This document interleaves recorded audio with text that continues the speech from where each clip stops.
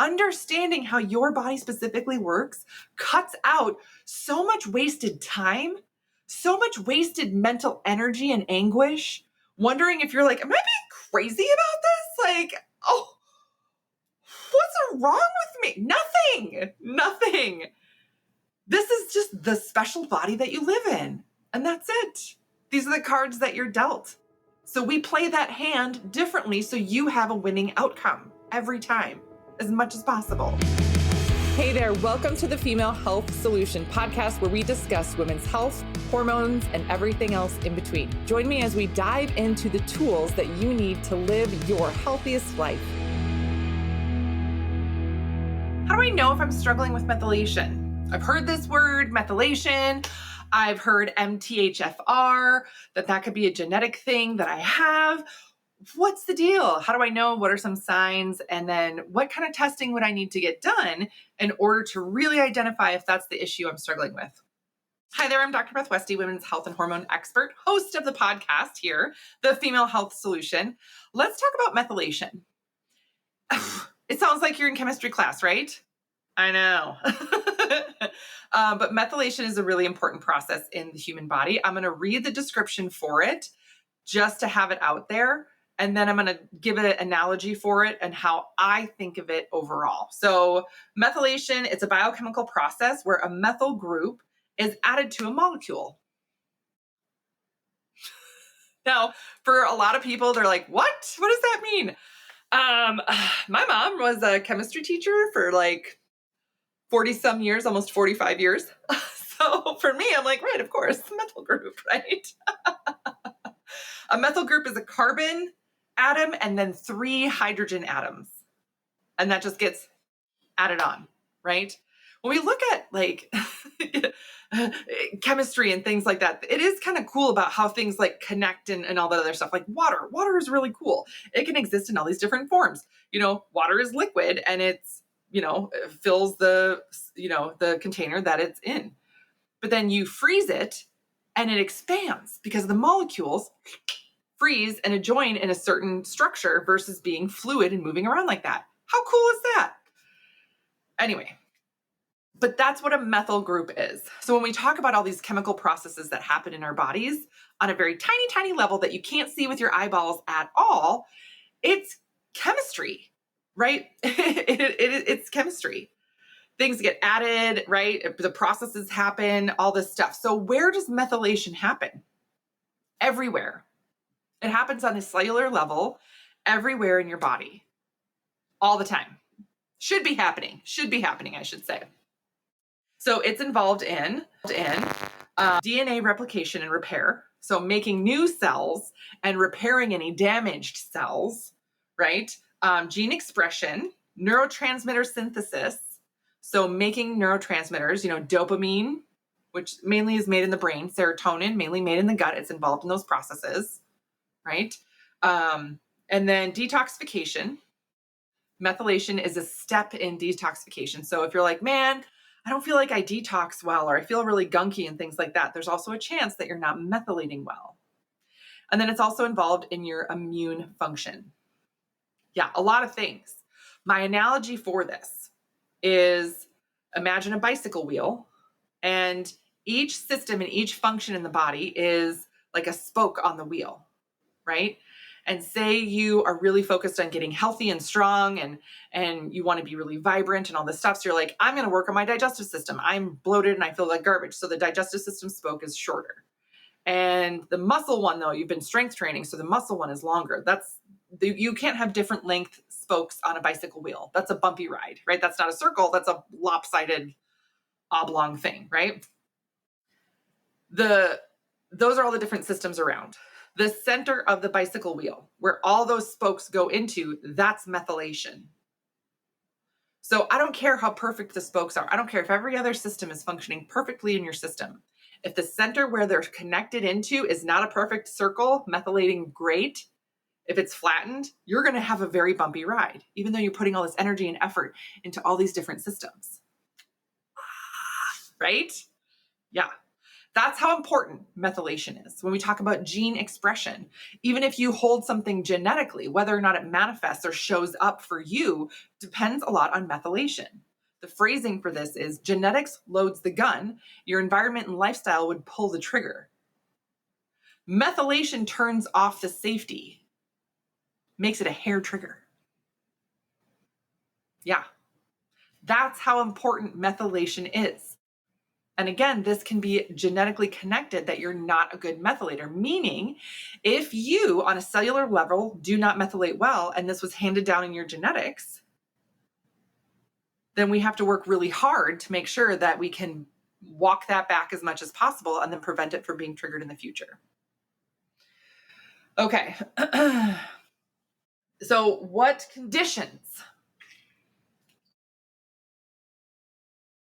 conditions or issues are brought about by not methylating well? A lot of different things. That's the tough thing about it. What do we do about this? How do I know for sure? We test for it. This is why when I work one-on-one with women, they get the fastest, most powerful results possible because we're testing everything. We're not leaving anything to chance. We're doing a Dutch test to see what your hormones are doing, to see what your stress levels are doing, to see if there's a chance that if you have the genetic variant for methylation, that your stress levels would be involved in kicking it off. We can see if you're actually methylating estrogen or not via your Dutch test. We can see that process happen right there in black and white on the paper. They actually color code it, so it's not technically black and white, but you know what I mean. We also do genetic testing. And when we talk about methylation in genetics, we're not just looking at MTHFR. That's just one variant for methylation. We're looking at PEMT, COMT, MTRR, MTR. There's all these different things that impact methylation, and the ones that you have can make methylation show up in different ways. Isn't that wild? And there's different, I'll call it strengths of that methylation process. So how important is this? Do you process B12 well or not? Do you need to take a B12 to supplement that because your body's not getting B12? Or is it really important that you get a methylated B vitamin? Yes or no? Knowing that information now will literally save you so much money on making sure if you're buying supplements, you're buying the right one that's actually working for your system. You never want to take a cyanocobalamin. You want to take a methylcobalamin. Yes, it matters because otherwise you can look back at what you've done for years and thought, gosh, I try all this healthy stuff. I try to eat really well. I try to take good vitamins and all these other things. I don't feel as good as I think I should feel based on all the work and effort and money I've put in. What the crap? Test for all of it. We also do GI mapping and everything else. But again, if you're like, I want to quit the runaround, I want to quit guessing, I just want my exact roadmap for what's going to help me get better fastest and help keep me there. And that's genetic testing. A big piece of that is your methylation. Fun, right? So let's talk about different systems in the body that it can impact. So I know I have my list here because I want to make sure I go through this really thoroughly overall. Let's talk about brain and nervous system issues that you can have if you're not methylating well. You are more prone to anxiety, depression, ADHD, panic attacks, mood regulation issues, difficulty concentrating. You can also have sleep issues with insomnia and have that in bouts as well. Now, that also can be connected with hormones. But your nervous system and mood regulation is highly connected with your methylation. So if you feel like you get anxiety and just like, oh, something's not right, I don't feel good. Maybe it's just my anxiety. Maybe it's just this and this, but then I also don't feel as focused. And then I also don't sleep well then. Dang it, what's going on? It literally could be that you're not methylating well and you don't have enough good B vitamins in. And we have to assist that methylation process until we can get your system to do it better on its own. Yes. Fatigue and low energy. I get so annoyed. This is just a personal thing. I get so annoyed when somebody says, oh, if I'm not a good methylator, what could I be feeling? Fatigue. Fatigue could literally be so many things, right? It can be listed, it can be connected to so many things. It's not helpful to just say, fatigue. Yeah, It could be fatigue. A lot of times this is, I am sleeping well, I have really good health habits, and no matter how much I sleep, I still don't feel like I have good energy, not like I used to. And again, with it being a genetic issue, and we talk about that trigger being pulled, there's a before and after with this. Hopefully that makes sense. Meaning you can think about yourself like 10 years ago, and you're like, I mean, maybe I had some tiredness, but I wasn't as bone tired all the time as I am right now. What the heck, right? Yes. Digestive issues. Methylation plays a huge role in your digestive process, right? Being able to process, absorb, apply those nutrients, all of the things. So if you're not a good methylator, a lot of people who are not good methylators have chronic gut issues or have up and down gut issues and have for a long time. Yeah. Hormonal imbalance. This is, yes, so common. I can't tell you how many times I've gone through a hormone test with someone and then said, hey, would you happen to know if you have MTHFR or any methylation issues, or if anybody in your family has that?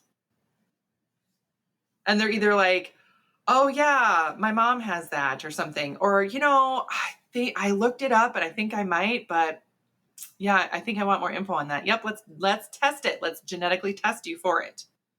Let's do that. Because it's really important to understand, especially if you have endometriosis, fibroids, PCOS. Understanding your methylation process, because how you process hormone then severely impacts those conditions. And I'm saying this as someone who suffered from PCOS for, I don't want to say a long time because it was just a year and a half, but it was a horrendous year and a half. I had cysts every month that burst, would put me on the floor. Yeah. It can impact your cardiovascular health, linking to other heart issues, things like that. You can also have different headache conditions, migraines, different food sensitivities, and then also feel like you are sensitive to other allergies, certain perfumes, smells, chemicals, cleaning products, detergents, whatever, right? If you're like, yeah, every time I go to, my friend's house, I always just kind of, after like an hour, I feel like garbage, or I kind of get a headache, or I feel gunky. And then the next day I don't feel as good, right? One of the things that I have, and genetically, I am not a good methylator either. If I ever have to have dental work done, like this is so funny. I had this done a while ago. And I still have, it's an old filling, like 20 some years old, and they just have to redo it, right? It's from high school or college. And that's on the books for next month. That's what my appointment is. Anyway, when they, do you like how I'm putting my own finger in my mouth right now? And it'll be like, this is where they do the injection part, right? They do that numbing, right? They stick a big needle in there and they numb everything before they repair, like before they put the filling in or whatever, right? And they always say things like, well, you'll be numb for a couple of hours, 2 to 3 hours, all that stuff. 6 hours for me. That's how long it stays numb. Now, before I knew about this, I always thought, oh my God, they did something wrong. I've heard about that, where they do it wrong and it's injured something and I'm going to have a permanently numb face here and blah, blah, blah, or all this other stuff. It takes so long for it to work out of my system, because part of that detoxification process includes methylation, and I am not genetically a good methylator. Seriously, I timed it. The last time I had it done, I timed it.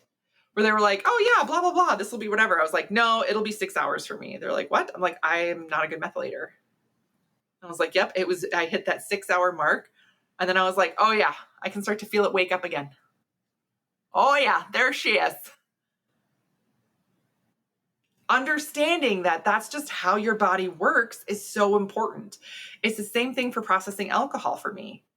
I have a different process with this. Again, this doesn't mean it holds me back in life, and it doesn't mean that I'm nutso about stuff. I just make sure I'm really supporting my methylation. If I have to have that dental work done, or if I'm going to have a glass of wine or something, I'm doing different things to help my body methylate and detox those things out. I don't process biotoxins well. Big piece of that is methylation. Again, how do I know this? Genetic testing.